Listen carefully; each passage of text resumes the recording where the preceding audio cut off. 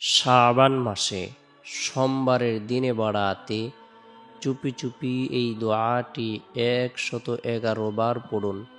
90 বছরের গুনাহ মাফ হবে, ভাগ্য খুলে যাবে, দোয়া কবুল হবে, গায়েবী সাহায্য আসবে। শাবান মাস এটি রাসূল সাল্লাল্লাহু আলাইহি সাল্লামের মাস। রাসূলুল্লাহ সাল্লাল্লাহু আলাইহি সাল্লাম ইরশাদ করেছেন, শাবান ও শাহরি ও রমাদান ও শাহরুল্লাহ। শাবান আমার মাস, রমজান আল্লাহর মাস। শাবান এটি আরবি শব্দ, এর অর্থ বিস্তৃত হওয়া, চারিদিকে ছড়িয়ে পড়া। এ মাস রহমত বিস্তার হওয়ার মাস। এ মাসে আল্লাহ তাআলা পৃথিবীবাসীর উপর তার রহমত বিস্তার করেন, এই কারণে একে শাবান বলা হয়েছে। হযরত আনাস রাদিয়াল্লাহু তাআলা আনহু বলেন, রাসূলুল্লাহ সাল্লাল্লাহু আলাইহি সাল্লাম ইরশাদ করেছেন, ইন্নামা সুম্মিয়া শাবানু লিআন্নাহু ইয়ানশাইবু লিরমাদানা ফীহি খায়রুন কাসীর ওয়া ইন্নামা সুম্মিয়া রমাদানা লিআন্নাহু ইয়ারমিদুয যুনুব। শাবানের নাম এই জন্য শাবান রাখা হয়েছে, এতে রমজানের জন্য বেশি বেশি পুণ্য প্রকাশ পায়, সৎ কাজ প্রকাশ পায়। রমজানকে এই জন্য রমজান করে নামকরণ করা হয়েছে, এটা গুনাহকে জ্বালিয়ে দেয়। যে ব্যক্তি গুরুত্ব সহকারে শাবান মাসে অধিক পরিমাণে ইবাদত বন্দেগী করবে, রব্বুল আলামিনের দরবারে রোনাজারি করবে, নফল রোজা রাখবে, আল্লাহ পাক রব্বুল আলামিন তার পদমর্যাদাকে বৃদ্ধি করে দিবেন, তার উপর খাস রহমত বর্ষণ করবেন, তার দোয়াকে কবুল করবেন। শাবান মাসটিকে স্বয়ং নবী করিম সাল্লাল্লাহু আলাইহি সাল্লাম খুব বেশি গুরুত্ব প্রদান করতেন। আল্লাহ তাআলার নৈকট্য লাভের উদ্দেশ্যে, আল্লাহ তাআলার দিদার লাভের উদ্দেশ্যে, আল্লাহ তাআলাকে সন্তুষ্টি করার উদ্দেশ্যে নবী সাল্লাল্লাহু আলাইহি সাল্লাম শাবান মাসে অধিক পরিমাণে নফল রোজা রাখতেন। আমাদের যার সময় সুযোগ রয়েছে, আমরা চেষ্টা করব শাবান মাসে বেশি বেশি করে নফল রোজা রাখার জন্য। শাবান মাস হলো ফজিলতপূর্ণ মাস। আবার এ মাসের মধ্যে গুরুত্বপূর্ণ সাপ্তাহিক কিছু ফজিলতপূর্ণ দিন রয়েছে, যেমন সাপ্তাহিক উত্তম দিনসমূহের মধ্যে সোমবারের দিন, বৃহস্পতিবারের দিন, জুমার দিন। আমরা শাবানের ফজিলতের দিকে তাকিয়ে এবং সাপ্তাহিক দিনসমূহের ফজিলতের দিকে তাকিয়ে গুরুত্ব সহকারে নফল ইবাদত বন্দেগী করব। বিশেষ করে সোমবারের দিনটিকে স্বয়ং নবী করিম সাল্লাল্লাহু আলাইহি সাল্লাম গুরুত্ব দিতেন।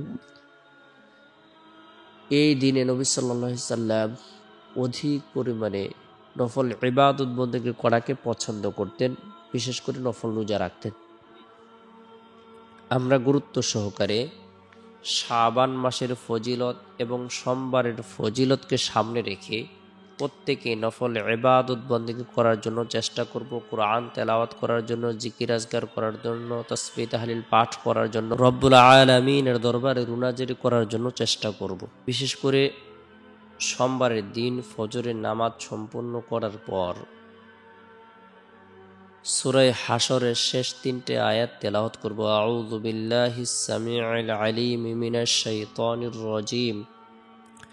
আউযু বিল্লাহিস সামিউল আলিম মিনাশ শাইতানির রাজিম।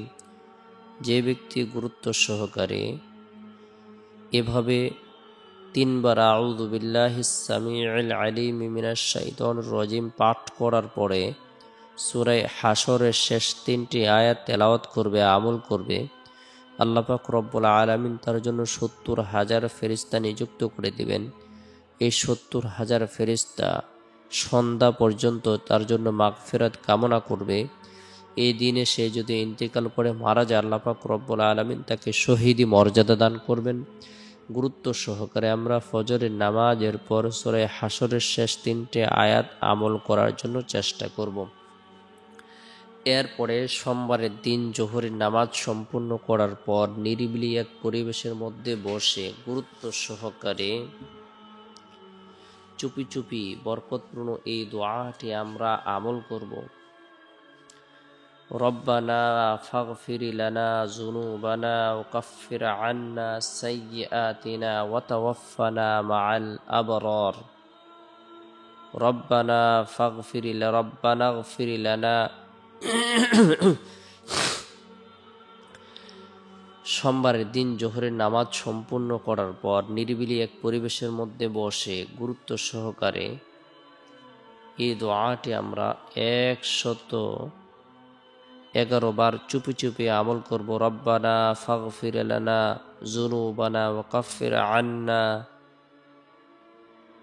সাইয়্যাতিনা ওয়া তাওয়াফানা মাআল আবরার। রব্বানা ফাগফির লানা যুনুবানা ওয়া কাফির আন্না সাইয়্যাতিনা ওয়া তাওয়াফানা মাআল আবরার। হে আমাদের রব, আমাদের সকল গুনাহ মাফ করো এবং আমাদের সকল দোষ ত্রুটি দূর করে দাও, আর আমাদের মৃত্যু দাও নেককার লোকদের সাথে। সূরা আলী ইমরান আয়াত নং 193।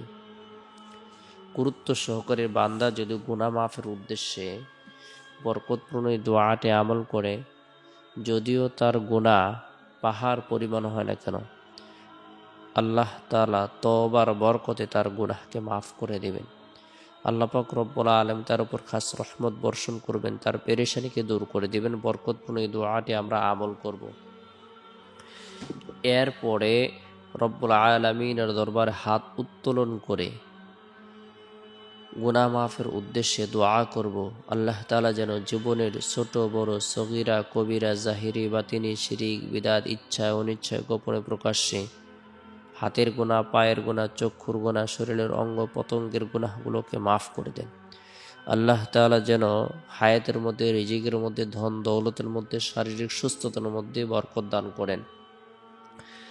এরপরে সোমবারের দিন আসরের নামাজ সম্পূর্ণ করার পর গুরুত্ব সহকারে বরকতপূর্ণ ছোট্ট 2 শব্দের ইস্তিগফারটি 3 বার পাঠ করব, আমল করব। আস্তাগফিরুল্লাহ আস্তাগফিরুল্লাহ আস্তাগফিরুল্লাহ। আল্লাহ আমাকে ক্ষমা করুন, আল্লাহ আমাকে ক্ষমা করুন। যে ব্যক্তি ফরজ নামাজের পর এই ইস্তিগফারটি আমল করবে, যদিও তার গুনাহ সমুদ্রের ফেনা পরিমাণ হয় না কেন, তবু আল্লাহ পাক রব্বুল আলামিন তার জীবনের সকল গুনাহগুলোকে ধুয়ে মুছে নবজাত শিশুর ন্যায় নিষ্পাপ করে দিবেন, তাকে মাফ করে দিবেন। সুবহানাল্লাহ। তাই গুরুত্ব সহকারে ইস্তিগফারের আমল করব। এরপর সোমবারের দিন শেষ হওয়ার পর যে রাত আসে, রাতটি হলো বরকতপূর্ণ একটি রাত। এই রাতের মধ্যে বিশেষ করে এশারের নামাজ সম্পূর্ণ করার পর নবী সাল্লাল্লাহু আলাইহি সাল্লামের প্রতি মুহাব্বত রেখে, ভালোবাসা রেখে দুরুদের আমল করব। আল্লাহুম্মা সাল্লি আলা মুহাম্মাদিন আবদিকা ওয়া রাসূলিক ওয়া সাল্লি আলাল মুমিনিনা ওয়াল মুমিনাত ওয়াল মুসলিমিনা ওয়াল মুসলিমাত। আল্লাহুম্মা সাল্লি আলা মুহাম্মাদিন আবদিকা ওয়া রাসূলিক ওয়া সাল্লি আলাল মুমিনিনা ওয়াল মুমিনাত ওয়াল মুসলিমিনা ওয়াল মুসলিমাত।